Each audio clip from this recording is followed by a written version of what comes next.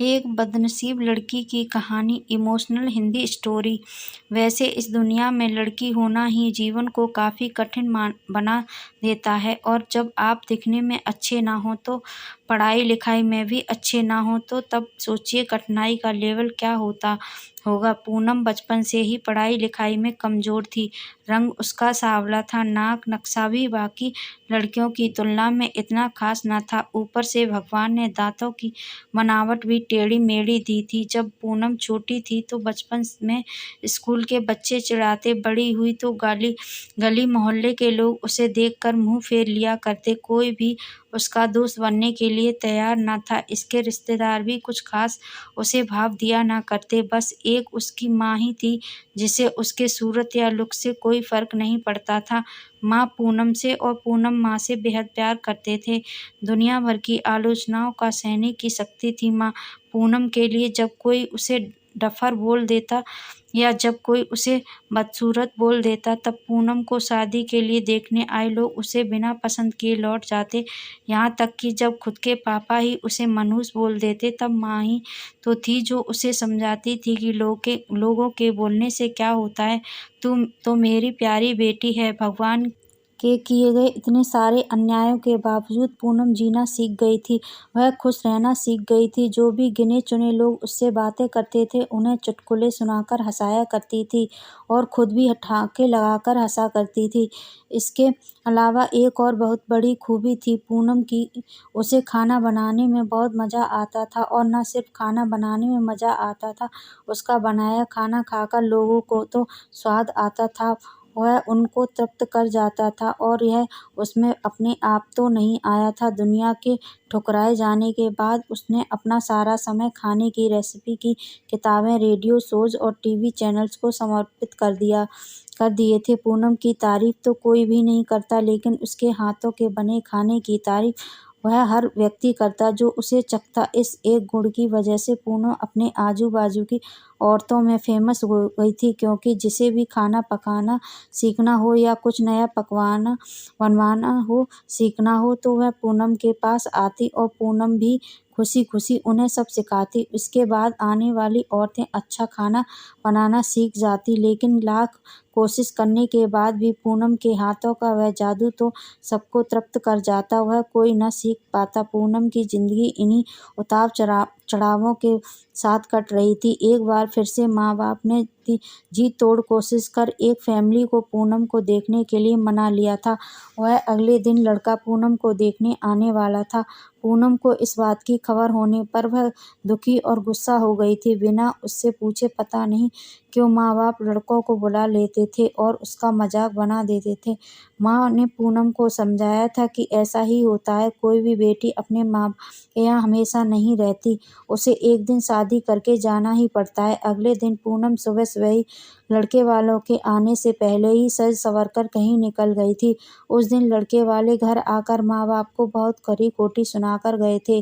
वैसे भी पापा को पूनम पर हमेशा ही गुस्सा रहता था, लेकिन उसकी इस हरकत ने उनको गुस्से से पागल कर दिया था। उस दिन पापा ने पूनम को सारा गुस्सा माँ पर उतार दिया था, यह कहकर कि एक मनहूस बेटी को जन्म देकर भी तुम्हारा मन नहीं भरा था, इसीलिए उसको लाड प्यार देकर सर पर बिठा लिया है। हमेशा अपनी बेटी के बारे में गलत बोलने वालों से नाराज रहने वाली माँ आज खुद पूनम से नाराज हो गई थी और वह अब पूनम के घर वापस आने की बेसब्री से राह देख रही थी, ताकि अपना गुस्सा उस पर उतार सके। सूरज ढलने से पहले पूनम घर लौट आई थी।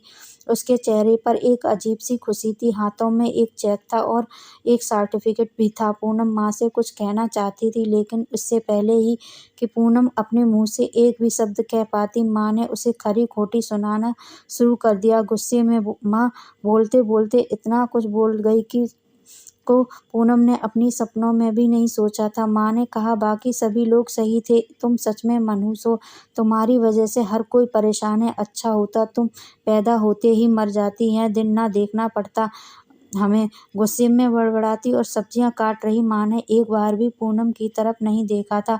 पूनम माँ की बातें किसी पत्थर की मूरत की तरह सुन रही थी।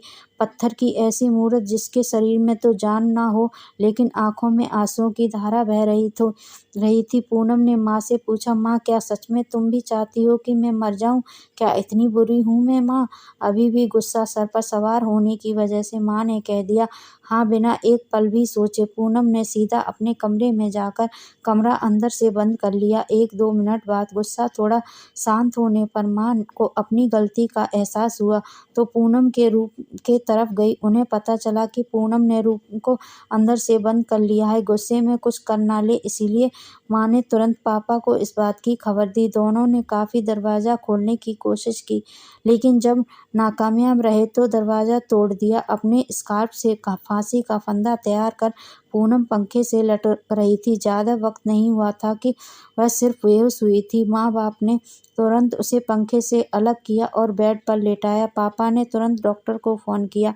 तब माँ का ध्यान बेहोश पड़ी पूनम के हाथ में पकड़ी एक चिट्ठी और पास ही में पड़े 5 लाख के चेक और 5 स्टार होटल में शेफ की नौकरी के लिए कन्फर्मेशन लेटर पर पढ़ तो पुनः अपने हाथ लाई थी। माँ और पापा ने वह चिट्ठी खोलकर पढ़ी तो उसने अभी-अभी लिखी थी।